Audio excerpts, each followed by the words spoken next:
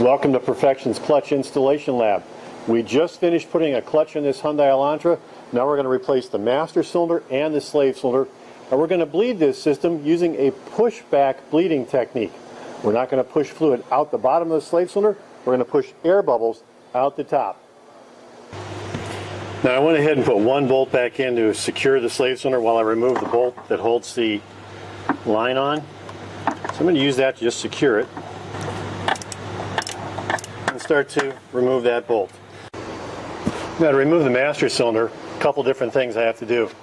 Inside there's merely a pin and a clip. So I pull the clip, pull the pin, that's easy. But now here on the outside, I've already disconnected the bolts that hold the reservoir in place. So I can get those out to the side. I made a couple cable disconnects here, so just to get the cable out of the way a little bit. But I've got two fairly interesting setups. To remove the line from the master cylinder, I'm using what's called a crow's foot. But on the bottom, the master cylinder is mounted to the firewall with two nuts, and it's pretty deep back in there, so I've got a long extension, a swivel, and a socket. Okay, this is the crow's foot on the line going down, and that came off quite nice. Well, now we'll go ahead and start to install the new master cylinder. So mechanically, all we do is push it through the hole in the firewall.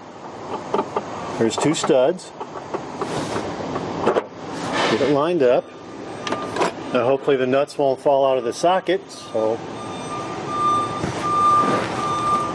there's the first one. Give it a little tighten with the ratchet.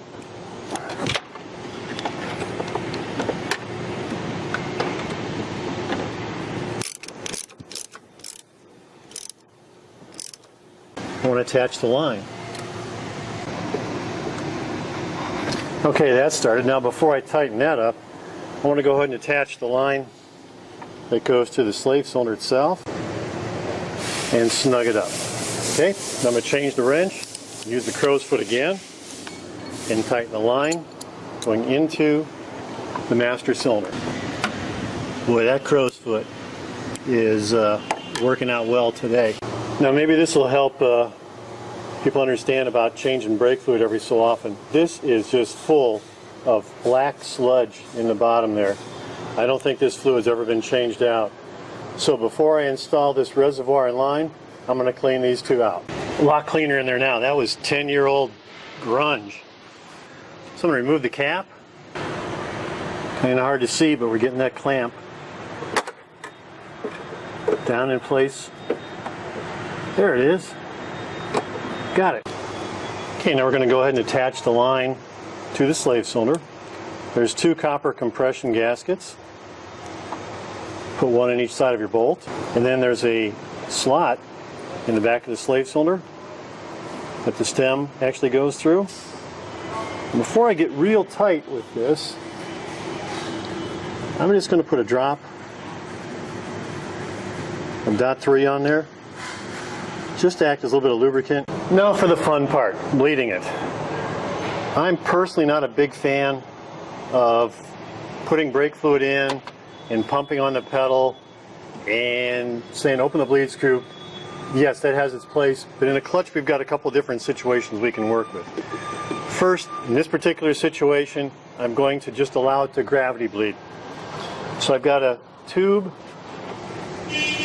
on the slave cylinder going down to the basin, and the slave cylinder is an angle where the bleed screw, I'm going to try and hold it, where the bleed screw will be just about at the highest point of my system. It's a little bit challenging with this line, but that's going to be my first effort, is just a gravity bleed.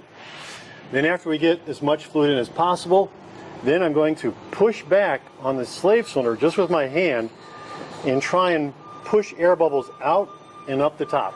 So let's put some .3 in there and see what happens. Always clean .3 from the sealed container. Never use waste fluid. Don't recycle it like that.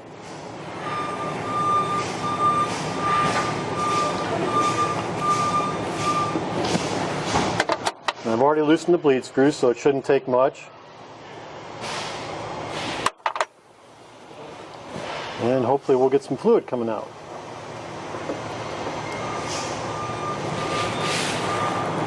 And the fluid level is dropping in the reservoir. That's good. Fluid going in. We're just going to let that run for a minute. Keep a wet towel handy. Now we've already got fluid coming out down here. Looks pretty clean. I did blow the lines out with compressed air, the rubber and the steel line. That's looking good already. Oh, there's some air bubbles. See them? I don't know if you could see them in the camera, but there's air bubbles coming out of the line right now. Okay, I'm going to go ahead and close the bleed screw.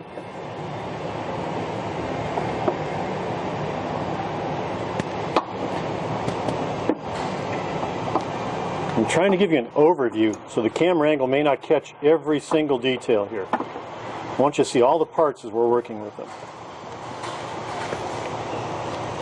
All right.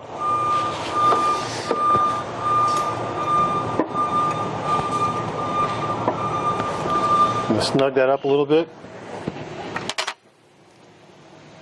And check the reservoir.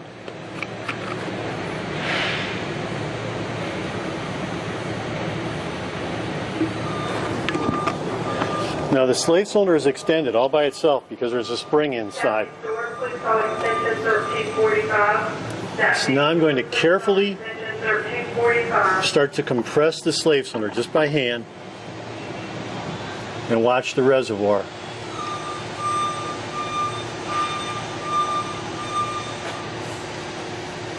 Had one bubble come out so far.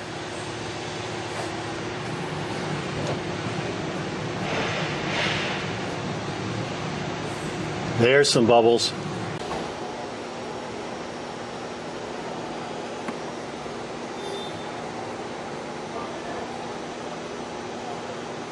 There you can see some air bubbles still coming out.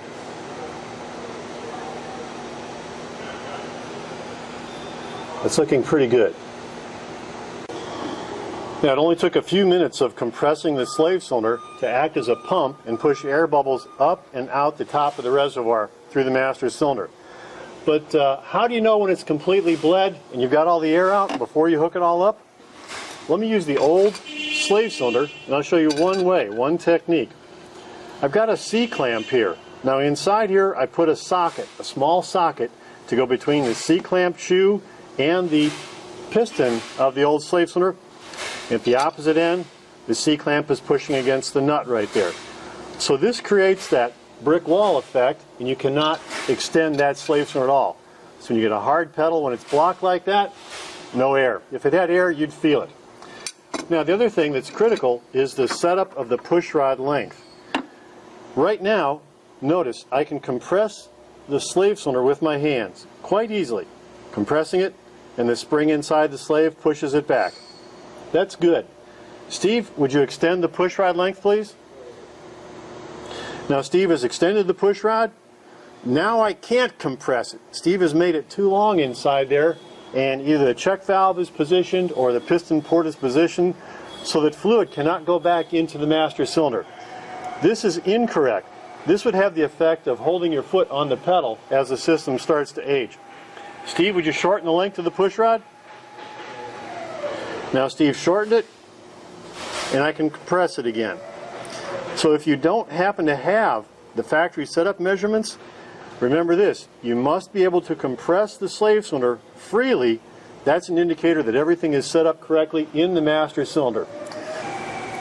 We bled this by gravity bleeding and by pushing the slave cylinder in against it and forcing the air bubbles up and out. We've tested it to make sure it was bled. We've checked to make sure that it has the ability to be compressed and push the fluid back into the master cylinder. I think we're all done. If you have any questions about a clutch, a hydraulic system, or a flywheel, please call Perfection at 800-258-8312. Press 4. Your call will be routed to Tony, Steve, Bobby, or myself. We'll be glad to help you out.